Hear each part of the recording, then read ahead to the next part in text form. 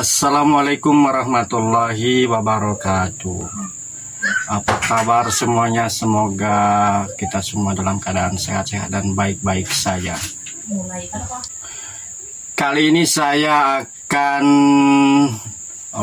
membahas salah satu masalah yang tak kunjung usai juga di negeri kita ini, yakni masalah dibatalkannya jemaah haji kita 2 tahun berturut-turut. Jadi kita tentu bertanya-tanya apa benar penundaan jemaah haji kita 2 tahun berturut-turut tersebut terkait dengan wabah yang sedang berlangsung ini, ataukah memang karena konon banyak desas-desus bahwa uangnya sudah habis, entah kemana menguap, entah kemana kita tidak tahu. Nah, namun tak banyak yang mungkin berpikir bahwa kita gagal berangkat haji 2 tahun terakhir ini oleh hal-hal yang memang tidak pernah kita pikirkan sebenarnya. Apa yang saya paparkan kali ini tentu berbeda dengan apa yang diperdebatkan selama ini, sangat berbeda. Karena apa yang kita perdebatkan selama ini tidak juga pernah menemukan titik temu permasalahannya di mana sebenarnya. Jadi semacam debat kusir saja, tidak pernah selesai. Maka saya sebagai warga negara Indonesia yang baik tentu punya tanggung jawab moral untuk memberikan sebuah jawaban yang memuaskan hati masyarakat Indonesia ini, supaya permasalahan ini tidak lagi didebatkan dan tidak lagi dipermasalahkan yang hingga saat ini juga tidak pernah selesai-selesai. Oke, baiklah, sebenarnya setelah saya analisis berkali-kali naik gunung, turun gunung, masuk hutan, keluar hutan, hingga jumpalitan ke dalam sungai dan sebagainya, ternyata penyebabnya adalah sebenarnya ini efek berantai dari hutang dari pesawat Garuda. Kok bisa? Nah, di sini akan saya ceritakan kepada Anda semua. Utang Garuda itu kan banyak sekali, hingga sebagian bahkan 50% armadanya tidak bisa beroperasi, termasuk untuk membawa jemaah haji. Sementara ini di sini sebenarnya masalah sebenarnya. Sementara jemaah haji kita begitu mencintai maskapai ini. Saking cintanya mereka tidak mau diberangkatkan kecuali dengan maskapai Garuda. Harus Garuda pokoknya, harga mati.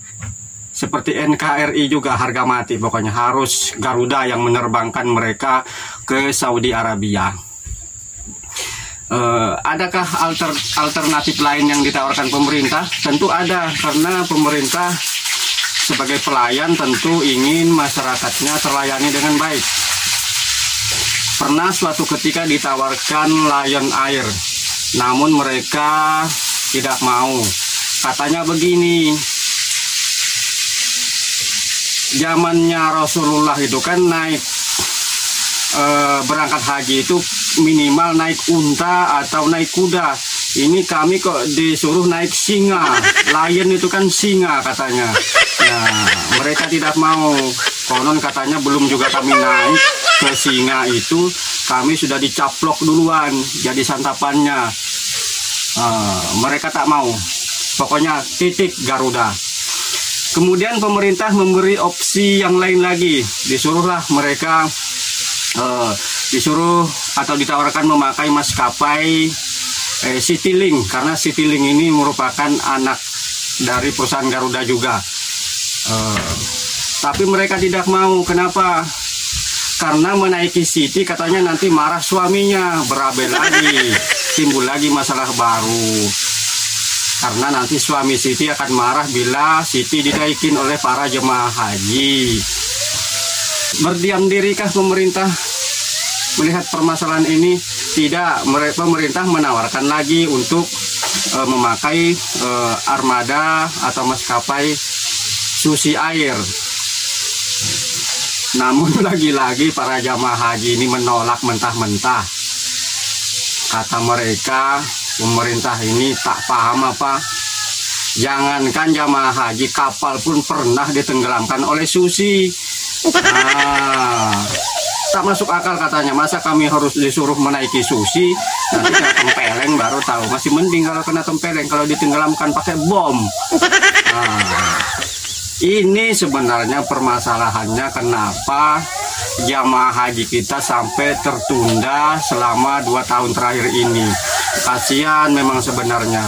Sudah antrian daftar tunggunya mengular entah kemana, tidak jelas saking panjangnya, ditunda pula 2 tahun.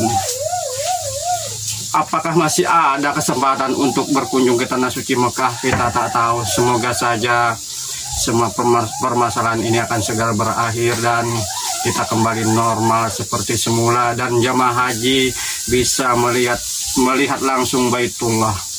Semoga saja kita semua tentu berharap. Amin. Oke, itu tadi penjelasan singkat dari saya. Apa sebenarnya yang terjadi, kenapa jemaah haji kita sampai ditunda keberangkatannya 2 tahun berturut-turut. Semoga ini memberikan sebuah pemahaman baru kepada kita semua, dan permasalahan ini akan segera berakhir dan Indonesia kembali baik-baik saja. Sekian, semoga hal-hal ini bisa bermanfaat. Wassalamualaikum warahmatullahi wabarakatuh.